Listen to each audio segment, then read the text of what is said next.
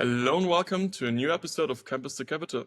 Today, Konstantin and myself are joined by Andreas Schwarzenbrunner, General Partner at Speedinvest, one of the powerhouses behind Europe's most ambitious early-stage ventures. Hello, Andreas. Hey, pleasure to meet you guys. Thanks for having me. Yeah, hey Andreas, also a warm welcome from my side, and let's get right into it. So, you did a bachelor's in business at the University of Economics in Vienna, and during that time, I saw that you were an economic policy advisor for the Austrian Parliament, which I thought is really, really interesting because I think in the worlds of finance and private markets and venture, having an insight from a political angle, from a regulation side angle, I think is quite unique, but I think it's fairly valuable in my eyes and really interesting, honestly. And could you maybe talk about what you took from that experience and what information that provided you with that you still amplify today when you look at potential investments and in your day-to-day operations? Yeah, happy to. So, as you said, actually, I studied economics,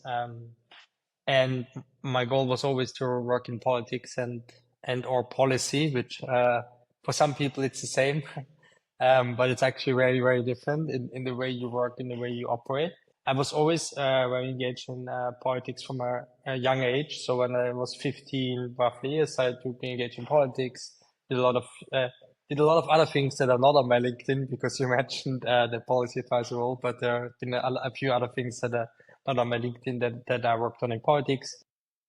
And then during my studies, actually, my goal was either to, I don't know, work for the European Commission or the European Central Bank. That would have been actually my ideal goal. Go down that route. Also thought about maybe going down the PhD route and then really do something in public service. Then I had the opportunity when I was actually quite young to work for a politician in the Austrian Parliament. So did a few different things for the Austrian Parliament and also in Brussels.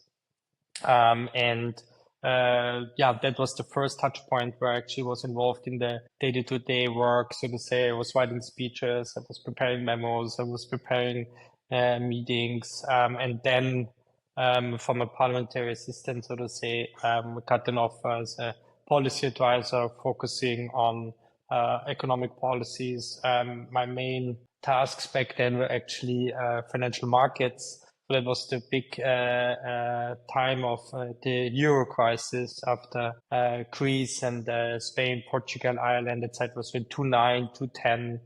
After that, the whole Euro crisis unfolded, and that was my main task actually back then. Because the way the European stability mechanism works, that was actually introduced back then after the Euro crisis or during the Euro crisis, is that it needs to be approved by the different member states. That was the committee I was working on for European stability mechanism, financial markets. It was, I would say, intellectually quite interesting, especially a lot of insights in what was really happening behind the scenes versus what was reported in news when it came to all the discussions back then, especially around Greece. So that was my touch point in policy and politics. And the reason I left, because I assume that is the next question, is that I realized it's actually doesn't really fit my personality type. I like when things move fast. I would say, very entrepreneurial person, quite a risk taker, and a few things that is politics is the exact opposite, right? It was very slow moving. It was very bureaucratic. I was producing tons of paper that no one ever read. And that is also a bit frustrating because you feel like, okay, what did I actually get done today? It's very vague. And in the end, decisions are made by elected politicians, no matter if they have any idea about how the European stability mechanism works, right? Because that's how democracy works. They are elected to decide on things. And all those things were actually quite frustrating. And I also told myself back then, whenever I go back to politics one day, maybe then only as an elected politician, because that's where you can really try things. And all my friends went into the tech and startup bubble because it was the first big wave at the same time of startups in Berlin, Rocket Internet, the first founders, so to say, and startup success stories. And their world sounded very different than mine. It was lots of young people, very international. They had office parties every Friday. Berlin was famous back then for the sentence "poor but sexy," and that's how I got in touch with the startup ecosystem, and realized, okay, maybe that fits much better to to my personality and to the things that I'm interested in. Well, I think despite the vague and not as fast-paced environment, I'm sure that was still this regulatory experience is surely very, very valuable for your career today. And also for this episode, actually, because I think we have a lot to talk about on the European perspective in venture and also about tech regulations in Europe. But you talked about why you left. Could you maybe also tell us why you actually were initially interested in policy regulations? Yeah, I mean, to your point, it's funny because I would say the first almost 10 years in my VC career, no one bothered about my interest or background in politics. And now, since a year or two, it has completely changed. Like, policy is much more part of the debate also in our industry than it used to be. Why I was interested in politics, I still think it's the most meaningful work you can do. Might be people who disagree, but I think that the power of things that you can drive and change at such a gigantic scale that hardly any business, I don't say no business, there are businesses at that scale, but hardly any business has. Even if let's say I come from Austria, which is a very small country, right? But even if you change minor things in Austria, let's say the pension scheme, we're talking about hundreds of billions, right? And this is like the dimensions that politics has is unseen in the private market, in the private sector often, and also the impact it has on so many people in their day-to-day life. And I think if you really, and it's an essential part of the way we live and the way we live together and the way we organize our society and the way we organize business and the way our lives work. And I think that's actually also really fulfilling if you really get stuff done.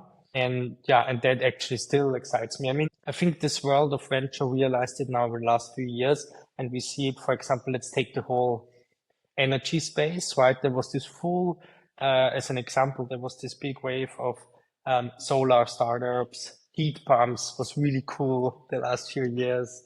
All the companies around that, from HVAC to also companies around the energy grid, and how business models evolve around higher penetration of renewable energy. All those topics are purely policy driven. And then people argue that, but it's also because it's getting much cheaper and so on. Yeah, but why is it actually getting cheaper, right? I mean, the big wave in heat pumps was driven by subsidies. And that is all government incentives, government policy that was actually driving the energy market and still is. The energy market is an extremely highly regulated industry where you just cannot do stuff. Everything is like regulated. If you want to be part of the grid, if you want to build, a power plant, all those things, like this is like super complex.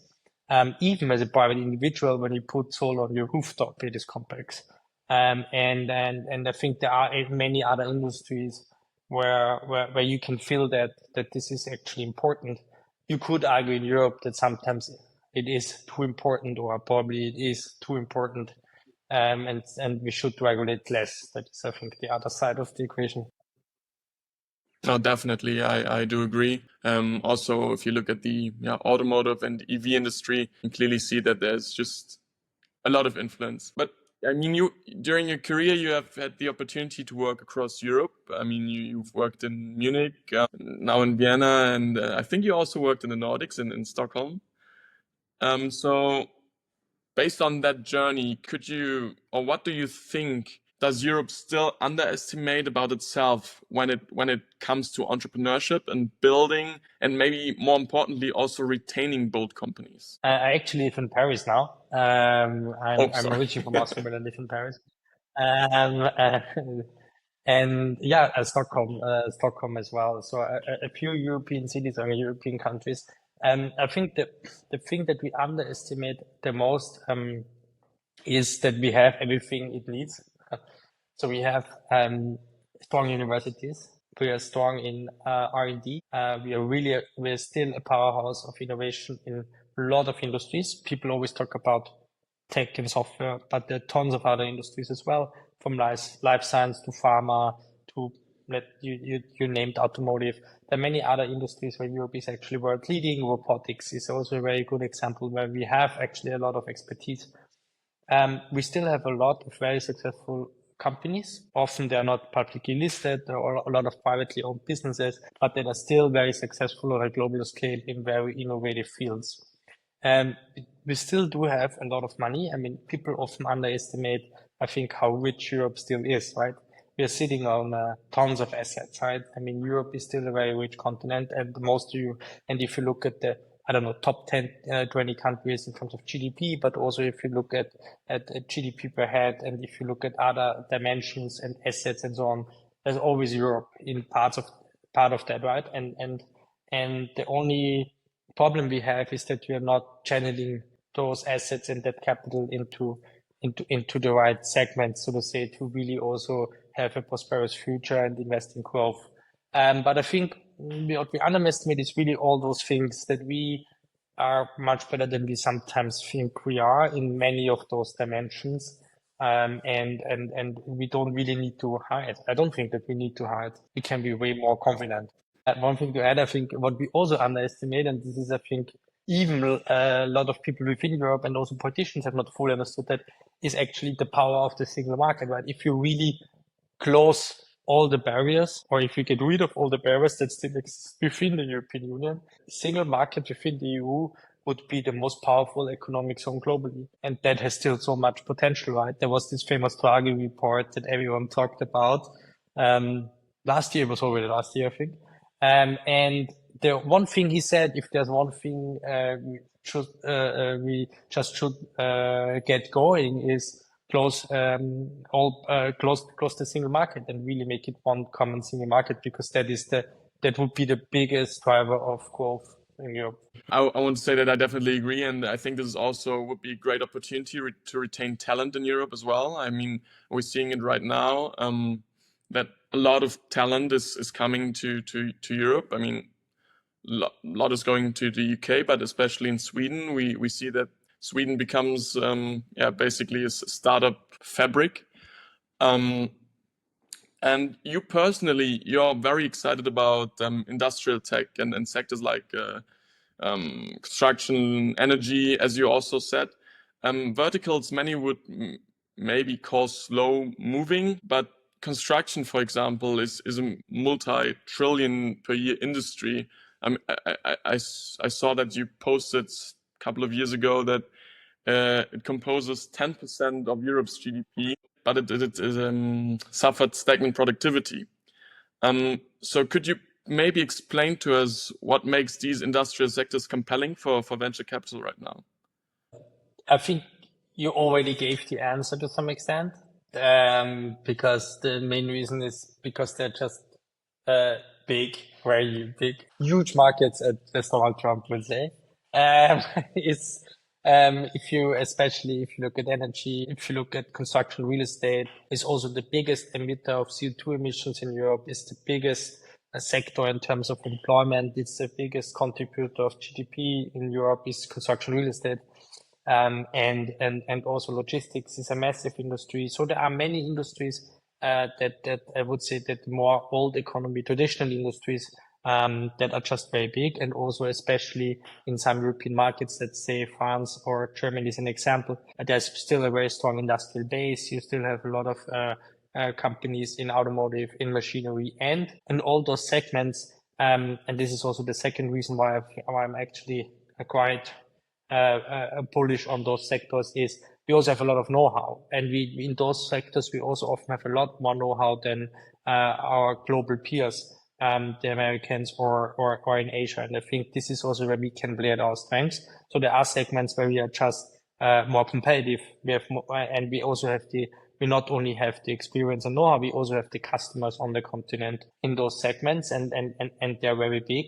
I think those are two reasons, and the third is definitely that there is just a lot of potential for digitalization and productivity gains through technology, and that is also driven by the demographic change in Europe, right? If you look at a lot of those sectors in, let's say, industrial or construction, or if you look at logistics, many of those jobs will need to be automated, not because it's not only a question of technology, it's also a question that there is no staff available, right? So it will be really, really hard for those businesses even to find the adequate staff in the future. That's why I think, let's say, automation, digitalization is needed in order to fulfill the level or keep the level of prosperity we have in Europe, and at the same time also to really unlock the productivity gains. And that is, I think, for me, three reasons why I like those industries a lot. Yeah. But when you look at industrial startups and their industries, I mean, there's not seldomly the case that companies and startups that actually have exciting ideas or technologies fail not because they have a bad product or a bad technology, but because of bad timing, because they're maybe ahead of their time. I mean, we had this a couple of years ago in the EV space, for example, with companies like Better Place. And I mean, if we would all know how to time the market and to time industries perfectly, we would have a lot less issues. So, and we don't know how to do the magic trick, but do you maybe have an opinion on this and maybe have an argument for why this happens and why we can't optimize for this issue? It's a very good question.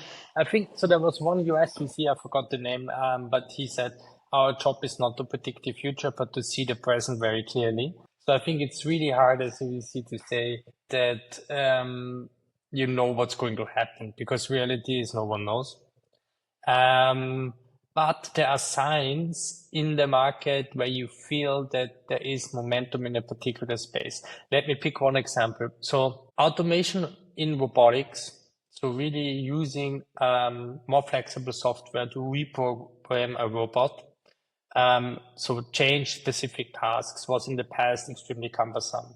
A few years ago, 5, 6, 7, 8 years ago, you had the first big wave of robots that basically promised we build software that allows a robot basically to change tasks without needing like a full integrator or reprogramming of the robot and so on, which is now in the whole Gen AI world, you have AI that actually can adapt to different use cases. And I think the promise back then that you have a robot that can adapt to different situations, and let's say usually the robot picks, I don't know, a can here and puts it here, and to do something else, it would require to reprogram it. And then you have like new software that allows you to, I don't know, this time the can is somewhere else and you need to put it somewhere else, and they can automatically do that.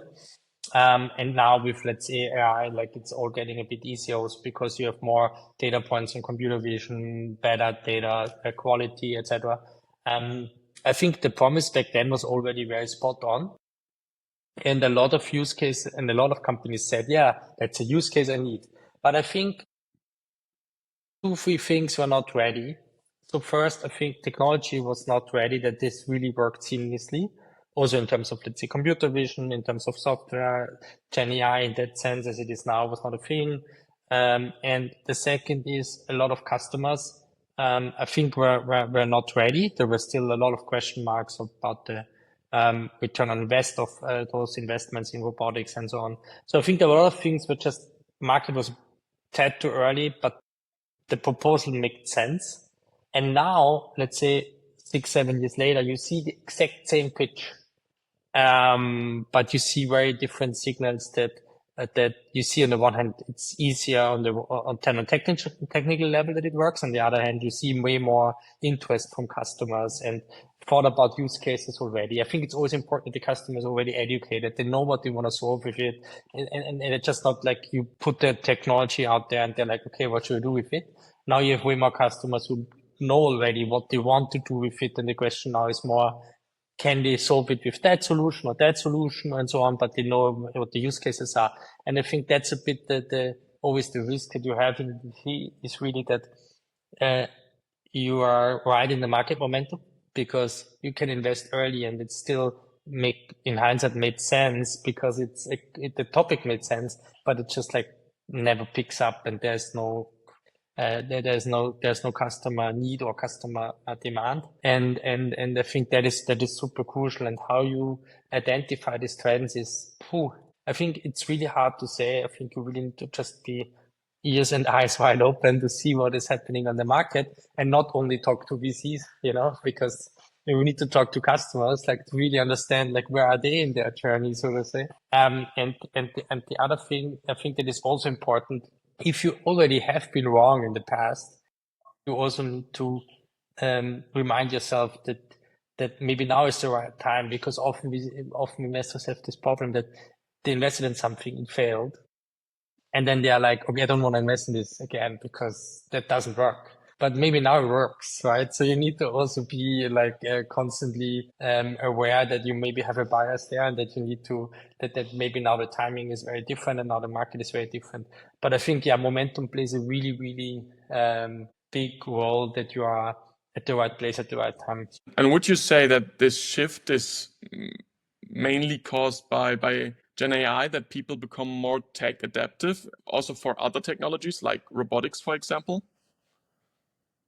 Not necessarily. I think there are a lot of other things that make it now, so to say, a useful technology. Because like if you look at the advancements in, let's say, sensor data and cameras and computer vision, like there are many other things that are prerequisite that all of this works. If also hardware development and so on, if you stick to the robotics example, I think the only thing that has changed with Gen AI is, yes, of course, there are a lot of use cases that are potentially possible.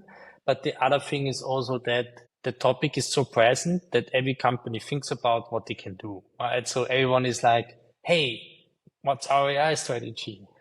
What are use cases we can look at? So there's like a very different sense of urgency. I think that is definitely a big difference. Yeah, I mean, there's also a general worry that people think they're going to miss out on the second industrial revolution if they don't adapt to a Gen AI fast at a rapid speed. And I mean, Julius and I are probably in a very advantageous position here because, I mean, we're young. We're kind of, these technologies are given into our hands to play with. So I think we're at the forefront, but we're not in the positions to make the decisions. So it's not necessarily, our generation will probably know how to work with these tools first and best, but we're not the ones to implement them and to decide on how to use them. So I think it's also very important to establish a certain connection there. I mean, I fully agree. And it's also a big problem because if you ask you, probably, if you would say that, I don't know, ChatGPT or other tools or Perplexity or whatever you use in your daily life makes your life easier, your answer will probably be yes, no? Definitely, yeah, for sure. Yeah. But the problem is if you ask, like, a 60-year-old CEO of an industrial company, probably not uses it, or maybe tried it out, but there often the feedback from the organization is still, the value add is limited. So there's like a very different perception, I think, on what it really brings. And there's definitely the younger generation has a very different view on that than the older generation, I think. Yeah, definitely. And I think we need to find a way to bridge the gap there somehow. And I mean, there is a lot of exciting things happening, and I think the rise is definitely there, but I think it's definitely there's still a wall that needs to be overcome to come to a great optimal efficiency here. Yeah, to go on to the Europe perspective, I mean, Europe is a great place. I mean, you're from Vienna, we live in Copenhagen, which are the two most livable cities on earth. And I'm also on the innovation side and on the company side, I'm probably like you, very, very optimistic for Europe. I think there's great things happening. There's great fintech companies. We recently spoke to the CFO of Bitpanda. Then we also had the founder of a Danish neo broker that was backed by Y Combinator. So there's a lot of disruptive innovations happening, but that has not always been the case, that Europe is like kind of approaching the forefront of innovation. And I know success does not happen overnight, but do you maybe have an idea why you think that it's only now, over the past couple of years, that Europe is really also pushing in this area? Because before, and there was, I mean, it's clearly was, and maybe even still is, the US and some of Asia that is leading in bringing new fintech and technology innovations and firms up from the ground, basically. Yeah. First of all, slightly disagree with your view here, because I think what people always underestimate is that 150 years ago, we have been the true driver of innovation, right? If you look at everything from, I don't know, pharma to agriculture to automotive, there were so many things that have been developed in Europe, and so many innovative companies that people still know until today. I mean, also if you look at Novo Nordisk in Denmark, or if you look at, I don't know, Siemens in Germany, there's all companies that are 150 years old, and they have been at the forefront of innovation for a very long time. I think what is true is that we have lost a bit this mojo, so to say, in the last 30, 40 years. Especially in tech and software. And that is definitely true. So in the whole computer age, we completely lost out. And there are hardly any big European tech companies, except with a few exceptions. But I think this is definitely an area where we have lost out. Why do I think this is different now?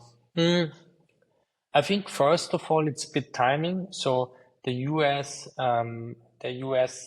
tech ecosystem and Silicon Valley was formed in the 60s and 70s, right? And became big already in the 80s and 90s and was huge. And do you have now a generation of investors and also founders? So the first generation of them, they are 60 plus, right? So you have the second, the third, the fourth generation that even build like 2, 3, 4 companies. So the whole ecosystem is just, you have investors that know how to invest in specific kind of companies. You have founders know how to scale a company. Like there are so many things have been going through an IPO and so on. There's so many skills and areas of expertise that have been formed over the decades. And Europe just started very, very late. So I would say the last 15 years in specific was like the first big wave of European venture and startups. And yeah, now you have the first generation of founders who do it the second time or third time, and you see the maturity in the ecosystem. Stockholm is a very good example, Berlin, London, Paris, etc. The big hubs where you can see the level of maturity and also expertise is very different now from founders, but also from employees. I think this is also something that people forget about is you also need the right people that you can hire who know how to do that, right? Who know how to scale a company from 10 to 100, from 100 to 1,000. And those were skills that have been until recently only available in the US because there are not that many examples in Europe where this happened. And I think now we have the first wave where we really create this flywheel that really creates also more and more founders, and that also creates more and more successful companies. The second thing that has changed is definitely the view of universities. University was like entrepreneurship was like never really, so to say, a career path, and also professors were not incentivized on spin-outs and spin-offs as they are in the US and so on. That has, for many universities, especially in tech universities, has changed. Also for students, entrepreneurship by now, starting a startup is like a career choice, right? If you go to some unis, let's say ETH Zurich or TU Munich, that's probably the number one career choice, right? They probably, everyone wants to start a company. And I think this is the second big driver where it comes also bottom up, that you see that this is something people want to do, and that is also now socially accepted, right? It's, people 15 years ago would probably have thought that if you told, I don't know, your mom that you now start a startup and not go into consulting, she'd be like, what the fuck? And now it's a career choice that I think is socially accepted and has also changed a lot. So, and the third is definitely that also the big corporates woken up a bit, that they need to invest more in innovation and they need to invest more into the ecosystem with startups, etc. So I think there are a few trends that show that this is also permanent and not only, let's say, a short time change, but this is also, I think, a permanent change in the European ecosystem. Yeah, and you actually have a big stake in driving this shift as you're a strong advocate of the Build in Europe initiative. So could you maybe explain us what this initiative is really trying to solve at its core? I mean, we talked about it. Could you explain it a bit further?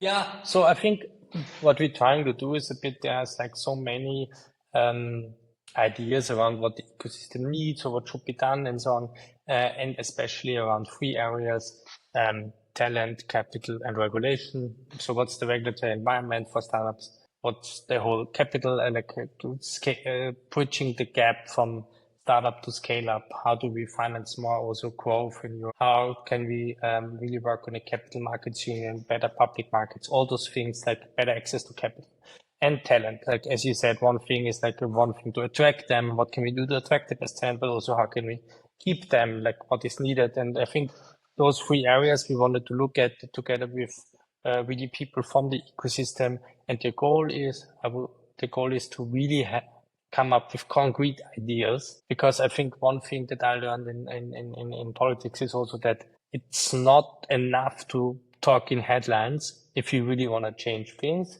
you really need to have, let's say, concrete ideas. What does this really mean?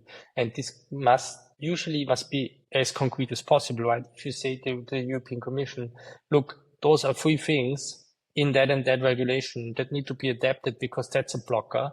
Those are things that they can work with, right? Because that makes it very tangible. That makes it also very concrete for them. And then you can discuss it. But what does not bring you further if you tell them, hey, we need more capital in Europe, that's like, because that's so abstract. So what does this mean? And I think this is where what we want to do, like really concrete proposals on those three pillars, so to say, on a European level. And in this field of strengthening Europe, I mean, when we take a peek over the pond right now and look at what's happening in the US with OpenAI fighting out bidding wars with companies like Apple to get top developers, I mean, this is a fight over talent between companies, but this also happens between countries where we see people with great ideas or great skills going maybe over to the US as well, just because the environment there seems to be more beneficial or more friendly for their startup ideas. And in the perspective of strengthening Europe, how do you think can we successfully retain and maybe also attract top global tech talent to build and foster their ideas and companies in Europe? Yeah,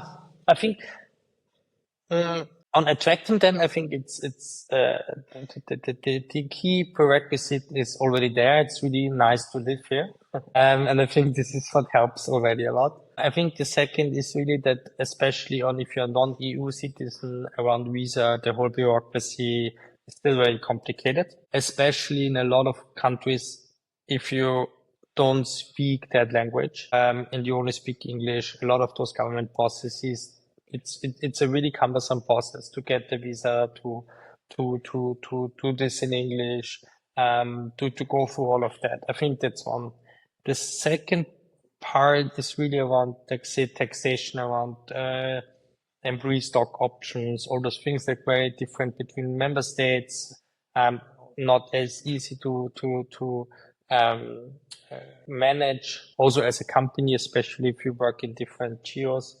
I think that's also one. The third is that you also need to have a community where, as an international, you feel like welcome and you feel it, and you feel like you can basically plug into. And a lot of European cities, it's not that easy, right? It's like London is easy, but like many other European cities, I can say that from my own experience as an Austrian living in France, right? And I'm a European citizen. Even for me, like it's not that they would be always happy that I'm here. Well, France is also known for that, right? It's the It's also not it's also a bit of a cliche, but of course it's the same in every country.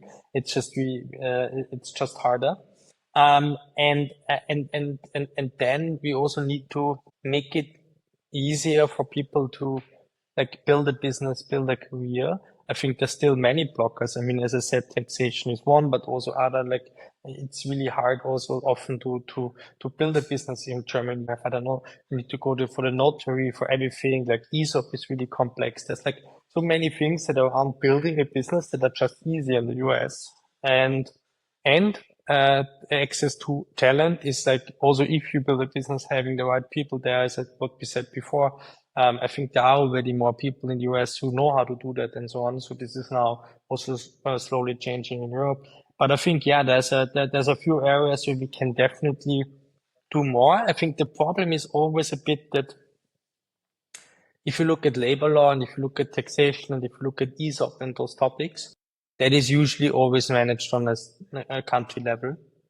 And that's why there is no European solution, which is also part of the problem, right? If you then move countries again within the EU, it's very complex and so on. So I think there's a lot of things we could do that we solve more on a European-wide level than on member state basis. Yeah. Yeah, hopefully this is a problem that can be solved because, as you said, TU Munich and ETH are great universities that attract talents from all over the world. I mean, probably also benefit a lot from the current political situation in the US. I mean, we've got some friends that got accepted into top universities in the US for the exchange semester next year. But now their visas get declared, so they gotta study somewhere else in Europe. So I think Europe does have an advantage right now that we really have to use and to keep the people in Europe after they study here, because I think that's the big threat, that they seek education in at top universities in Europe and then just go back with all the knowledge that they got. So I think that there's also a responsibility for the universities that they should not make education more expensive for talents outside of Europe, but I think there should be some kind of I don't know, some kind of initiative from universities to make people stay after the studies. I don't know. I think I actually see the risk on the other side, because I think it's rather that people study in Europe, get the education here, and they are from Europe, and then they want to go somewhere else. Because I feel like, as you said earlier, people come here because they like to live in Europe as well. I think maybe the threat is not that big on that side. Maybe it's rather that people come and then they want to stay in Europe because they like it here so much. So I think, in my eyes, maybe it would be more interesting to make it more attractive to attract talent that actually has in mind of staying, and not trying to keep people from leaving that want to go, maybe on the educational side. Maybe later on in the career, it's I think different. I think it's a bit of a question on where you are in your life, right? Because I always take this example that if you ask, there's so many European founders in the US who are successful, right? And I mean, I don't know, yeah, if you look at Shopify, if you look at Datadog and so on, so all companies founded by Europeans, Duolingo, right? So if you and often if you ask successful entrepreneurs, or maybe they've exited the business, where do you want to live, then they all want to live in Europe, right? So I'm also pretty sure, I don't know, that Duolingo founders, once they're like retiring, they're gonna be back in Switzerland. And there's a reason for that. I think but there's also a reason why they left.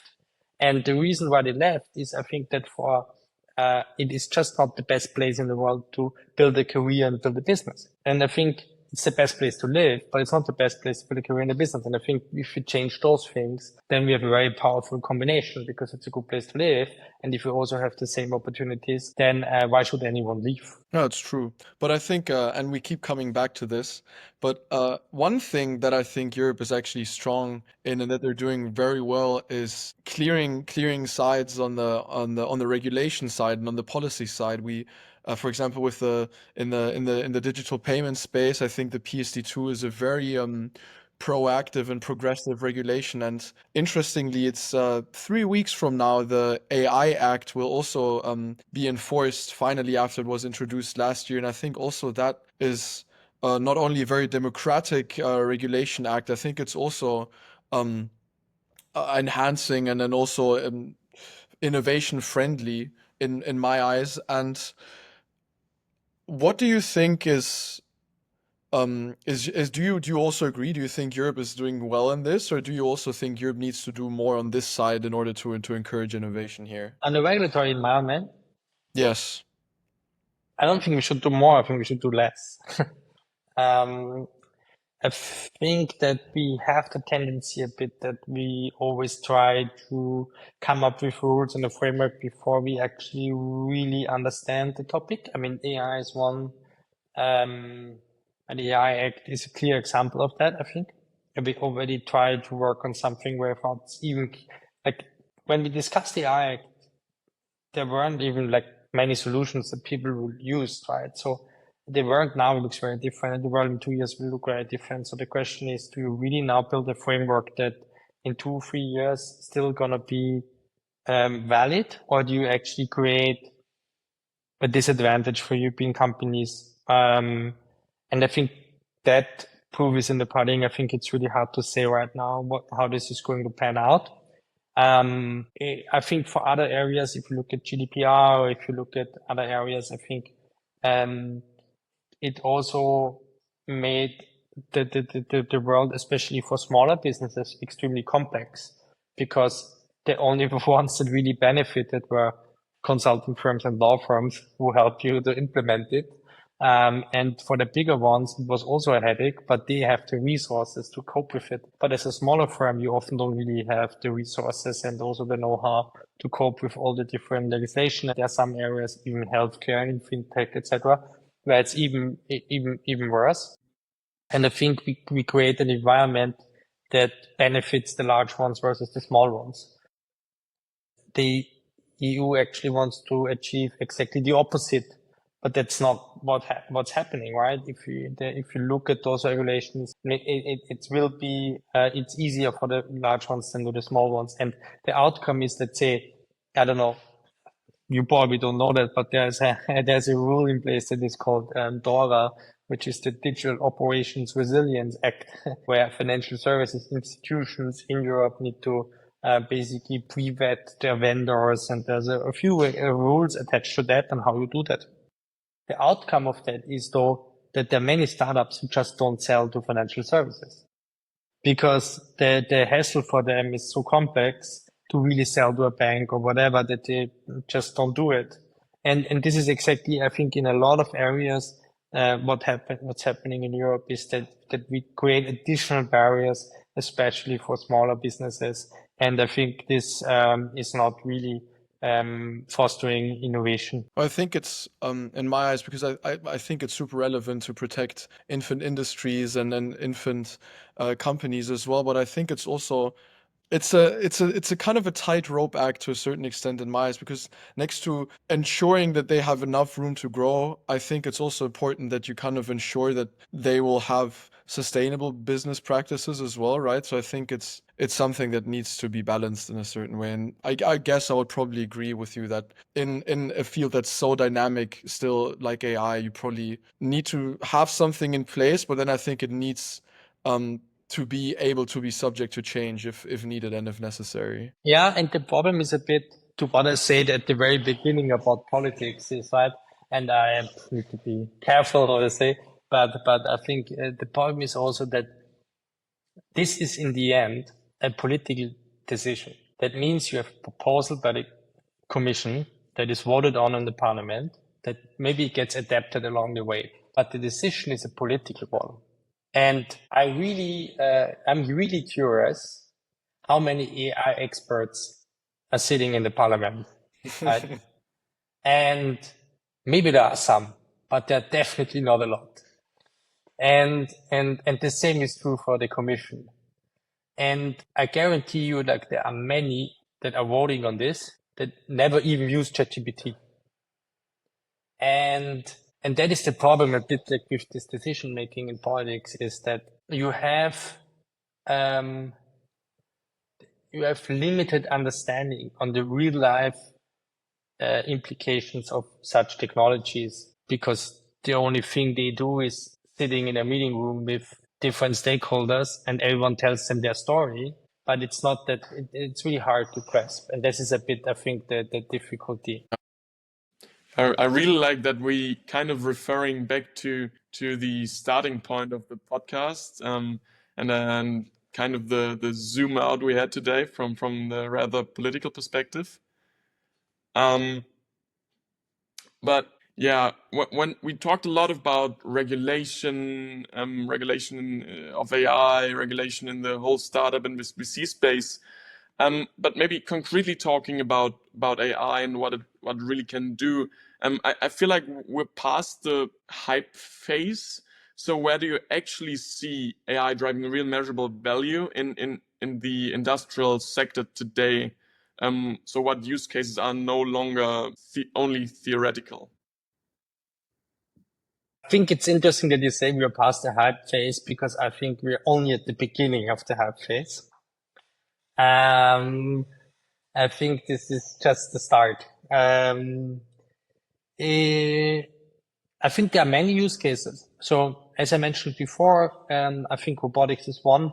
Like there are many things that are now doable, like reprogramming robots with the help of computer vision for different tasks that are fully can adapt on different environments, different use cases.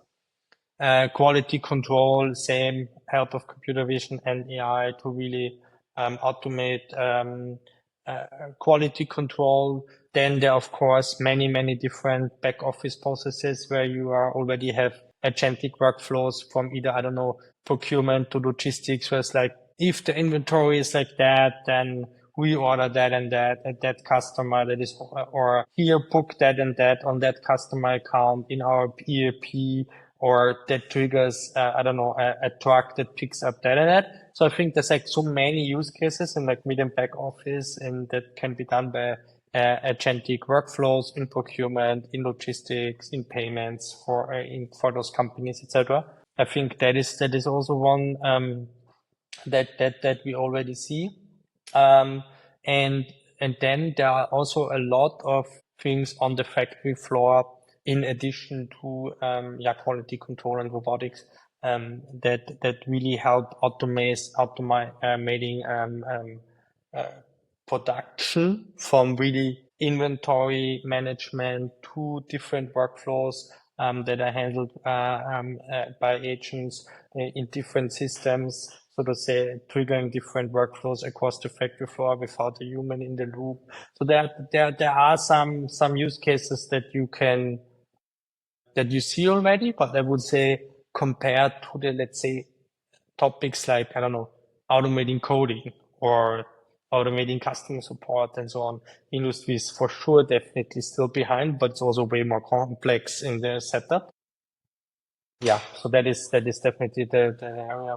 Well, I think we're probably just at the start of the hockey stick curve, but I think it's going to be interesting to see when the AI and tech development is actually going to translate, and how it's going to translate into real world benefits. But definitely, I think we are, from a society perspective and also from a venture capitalist perspective, at a very interesting point with a very exciting future outlook, because I think as you earlier said, we can't see the future, and maybe it's not even our job to try to predict the future, but I think there's definitely a very dynamic and interesting time of change ahead of us. And I also just wanted to say, I think this was I really enjoyed this conversation, because I think this was a very great ping pong back and forth with sharing our opinions. So thank you very much for this, Andreas. I enjoyed this very much.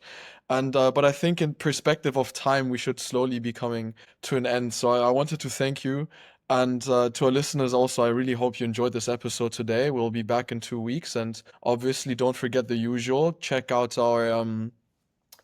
our socials, give our episodes a good rating. And also, if you're interested, because we didn't talk about this today very much, but if you're interested in the operations of Speedinvest, please also go and check out their website, check out the companies that they're working with. It's a very interesting environment if you're curious about tech and new tech. So go and give that a go. And thanks a lot for having me. Super interesting question. I was already actually looking forward. Perfect. Thank you so much.